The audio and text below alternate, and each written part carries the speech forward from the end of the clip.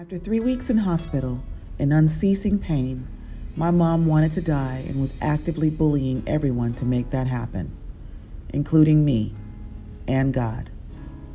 She ultimately stopped and made peace with following God's plan, whatever it may be, including healing, as far away as that seemed.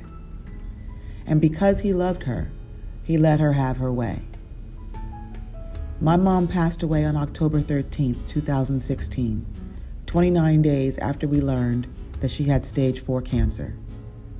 I was shocked and confused and needed answers. This is the context of the story you're about to hear.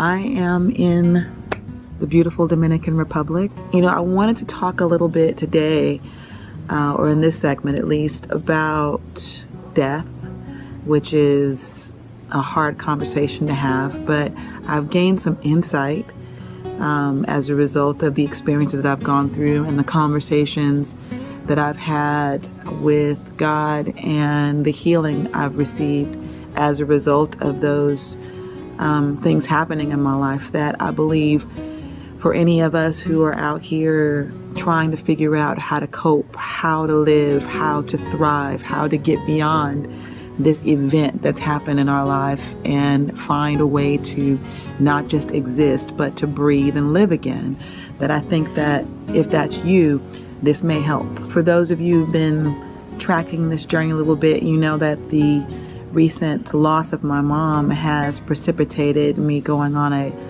5-week excursion through the Caribbean to start off my healing. We'll see where it leads from here, but this is what we're doing right now. I figured I'd spend a little time sharing some of the things that have been happening and some of the intimate conversations that I've been having in my spirit that have been really helping to heal me and help me find my glow during this time. So many years ago, and by many years ago, I'd say probably about 3.5 years ago, I was in the shower and I was talking with God. I was praying, talking with God about some things that were going on in my heart and things that were happening in my life and goals that I wanted for myself and, what needs to come next and, just kind of having a conversation. And he started talking to me about the things that we were talking about, but he took a totally different approach to it. But we had that conversation. And then as that conversation began to wane and come to a conclusion, he started talking to me about death, just all by himself, just initiated this conversation. And he showed me a threshold. He showed me a door, showed me a threshold. And he showed me standing on one side of it. And he started talking to me about death. And he asked me, he said, would you be afraid to cross over from the part of the room that you're standing in over the doorway to be in the other room? And I said, no, I wouldn't be afraid of that. He said, likewise, you shouldn't be afraid of death. He said, it's just a door. That stayed with me. At that point, no one really close to me had passed away in quite some time. And it was a full year before year to a year and a half before Jermaine had passed away. So it was probably a preemptive conversation. But the fact that he initiated it and, talked to me about it just being a door, it completely debunked and demystified the fear and the elements of the unknown that would lead to fear about death, period, just on a principle basis. Because how afraid are you of going from one room to the next, crossing a doorway? No one's afraid of that, really, And so it had that effect of taking that fear away. So fast forward And my husband passed away about a year and a half later. And then my best friend passed away 11 months after that. And I'm, learning how to cope, and I'm, believing what I've read and founded my faith on in scripture, and, what I've rehearsed and trained in, and what I've told other people. I'm, using all of those things to, get out of the pit, and how to heal, how to move when you start getting smacked around by life really hard, But when my mom passed away, after having done those exercises and been as successful as I'd been in moving forward and healing up until that point, when I got to the passing of my mom, quite frankly, the sis boom ba rah rah rah that I had pretty much mastered left me. I wasn't satisfied anymore with just believing that, I'll see her again, or I'll see them again. I needed more on it. I needed to know more details. What does it look like? What does it sound like? What's the everydayness of, being passed on to another life? Because just having there'll be no more tears and there'll be no more death wasn't sufficient for me anymore. This had impacted me for the third time, and I was having a really hard time pacifying myself with, it's just going to be okay, and you'll feel better soon. It wasn't enough. And so I began to assail heaven, and I began to pray, and I was angry because I was like, you're going to need to tell me something, Lord, because it's not enough just to know that I'm not going to feel sorrow once I leave this life, and I won't remember all of this anymore. It's not enough for me anymore. So you got to tell me something. So I took that attack and took that approach, and just held my ground on it. And about 3 weeks of that passed before I had this dream this particular night. And in the dream, I was standing in a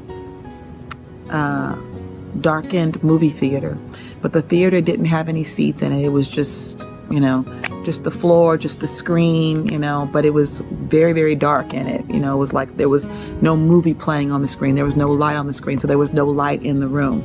And so I could just barely perceive the silhouette of people standing near me and kind of, moving, kind of like, kind of shifting from one foot to the next, but not really moving. They're just kind of moving in place, as was I. I was just kind of moving in place. Then I looked over to my right, and I saw a green exit sign like you see in the movie theater. And then down the corridor a bit, I saw another green exit sign. But it didn't really mean anything to me. I just saw it and just stayed maintaining in that kind of zombie-like, darkened silhouette kind of environment. All of a sudden, I saw this bright light enter the room, and I heard like one of those when you pass through double doors where it's like chunk chunk, I heard like a sound like that. And then as I looked, I saw this door swing open, and I saw this shadowy figure zip around the door like that, and this bright light filled the room. It just kind of like blinded me for a moment.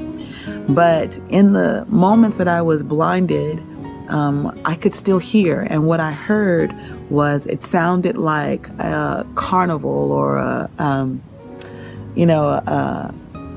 amusement park or something that was, in the distance, and I could hear music playing and tinkling in the distance. I could hear people laughing, and I could hear, it sounded like, arcade game or something in the distance. And as I listened, and my eyes were still blinded, the door started to slowly close.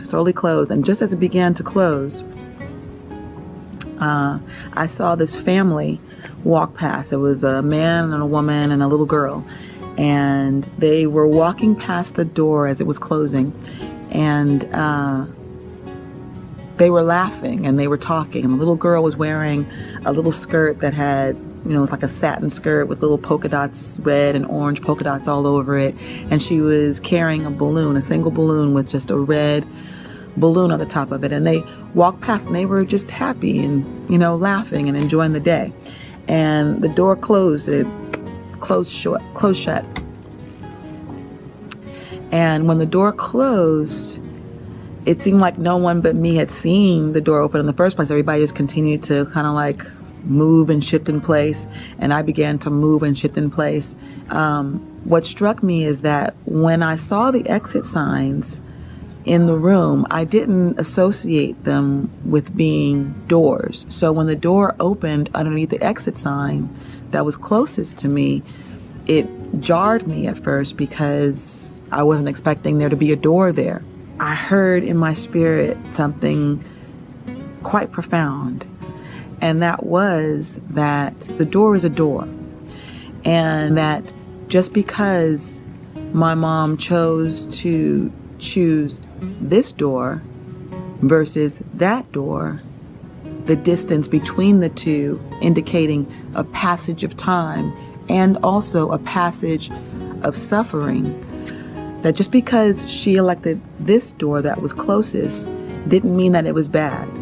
That the door was still a door, whether she chose this door that preceded a lot of time and suffering, or whether she chose a door further down the row that was after more time and after more suffering. It didn't matter, because the door is a door.